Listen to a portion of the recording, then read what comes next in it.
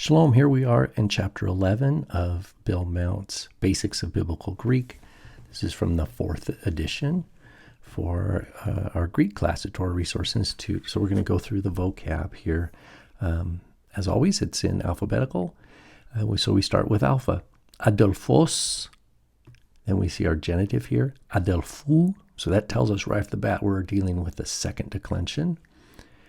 Adelphos, Adelphou. And then ho, so we know we're dealing with the masculine second declension. So this is going to decline just like logos, for example, or nomos. Adelphos, Adelphou, Adelpho, etc., Adelphon, all the way down. 343 times. An. This is an untranslated particle, so we won't translate it, but you will see how it's used in specific contexts, often of some sort of conditionality or contingency. And we will see that as we encounter it. But for now, we just need to know that it exists, and we will keep an eye out for it. Next is aner. That's our masculine. We know it's masculine here, ho. This is our nominative singular, but notice the genitive is andros. So we have a delta that comes into play, and we have a disappearance of the eta. So it's from the same root, andra, but we have a curious situation here. So aner means male or a husband or a man. Andros would be the genitive of a male, of a husband, of a man. It would be tempting if all we saw was andros to think, oh, that's like logos, or that's like adelphos, right? It looks like a nominative singular of a masculine second declension, but that would be a mistake. This is a third declension noun. Therefore, andros is the genitive. So that's why it's important. There's another example of why the general template for an entry in the lexicon for a noun is to give all three elements here. We have the nominative singular, then we have the genitive form, then we have the article. We need all three of these, and it creates a little triangle. That way we know what we're dealing with. So this is a third declension noun, aner, andros, ha. Next we have ecclesia. Ecclesia, notice the accents on the C. Ecclesia, ecclesias. So there, right there, we know it is a first declension, following like hora. And then he, the. So it's an alpha stem, first declension, feminine. Ecclesia. That usually translates the Hebrew kehilah. Kehilah. So ecclesia is not a new term in the apostolic writings. It already had really thorough distribution and usage. There's a thorough distribution among Jews for a couple hundred years. Ecclesia. And it's often translated the church, capital C. Next, we have another third declension feminine noun. So it's he, it's feminine. Elpis, elpidos. So the genitive is elpidos. So this is a delta stem. Notice the root, elpid, elpid. But if you remember our square of stops, in the nominative, elpid plus the sigma, guess what happens when you have a dental plus a sigma? So that means it's a tau or a delta or a theta. Any of those followed by a sigma, the sigma will win out, and we lose the other letter altogether. Elpis. Then when we see the genitive, elpidos, we see the return of that stem letter, the delta, elpid, plus the genitive ending, elpidos, of hope, of expectation. This often translates, for example, the Hebrew tikva. Next we have exo. Exo, that is an adverb meaning without, but it can function as a preposition followed by a genitive to say outside. Exo oikio or something, or Q outside a house, something like that, where you have the noun following it in the genitive case. Next, we have a preposition epi, and this can take genitive, dative, or accusative complement. If it's genitive, it'll mean on, over, or when, epi.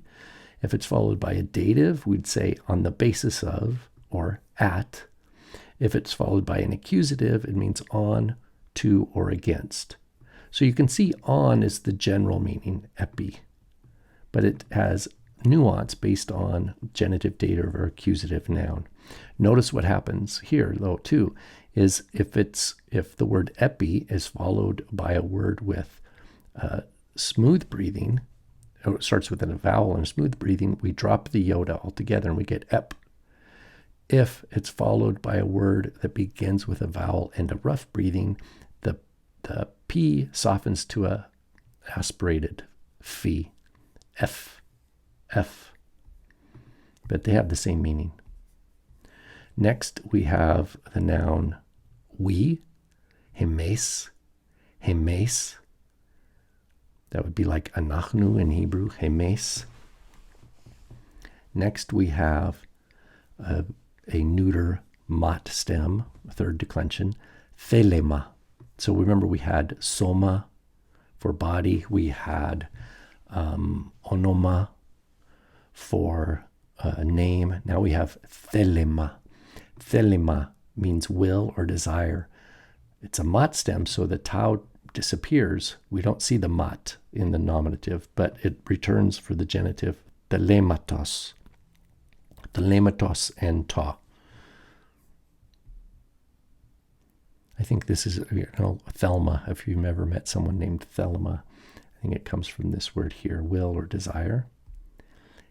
And then notice the next two sound a lot like ide and idu. Ide, idu, they both mean see or behold, and they're both forms of a verb, means to see. But they're both forms of an imperative. Look. So it's literally look, see, and the etymology of our word video, video, which means I watch or to see, vid, is through the Latin, is from this same id. So ide or idu, if you think of a video, vide or vidu, or something like that, that would help mnemonically help you think of see or behold, look, something like that.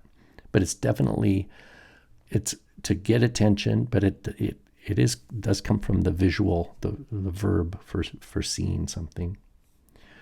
Next, we have kalos, kale, kalon, an adjective meaning good or beautiful. So we also had agathos, agathe, agathon, meaning good. Here we have another kalos, kale, kalon. So it's a 2, 1, 2. That means the masculine is second declension, kale, the feminine is first declension, and then kalon, the neuter, is second declension again. So 2, 1, 2. Next we have meter. It's our word mother, meter. Notice, remember we had aner and then andros for man. Look, we have meter, metros, he. So it's feminine, but it is a third declension, metros. That os there is not, that does not flag for us a nominative singular second declension. We need to remember metros, this means of a mother. That's the genitive.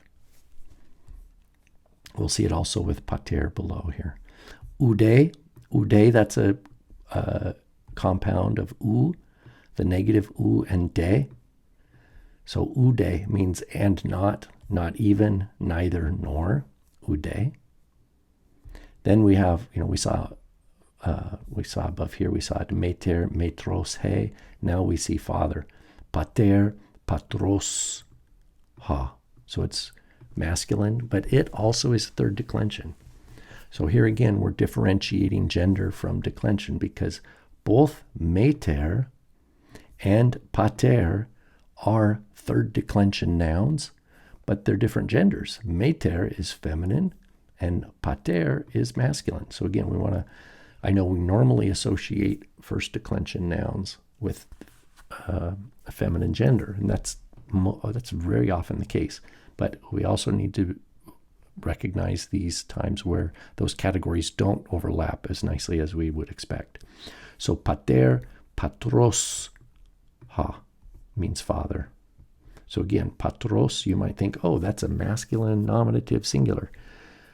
Second declension, that would be incorrect. This is a third declension genitive of a father.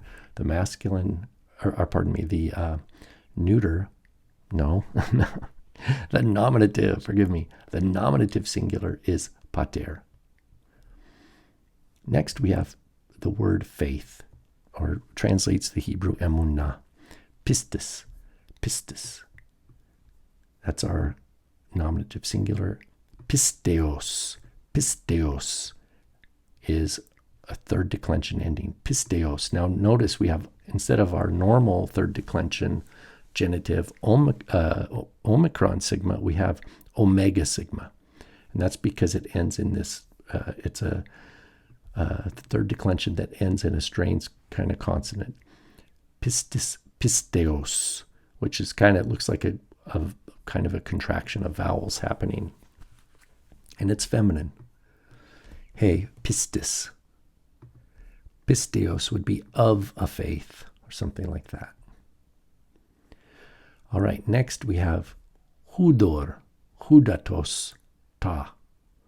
So this is a tau stem, so hudat is the word for water, but in the nominative, hudor. It sounds a lot like English water. Hudor, of a water, hudatas, and it's neuter. Next we have humes, that means you.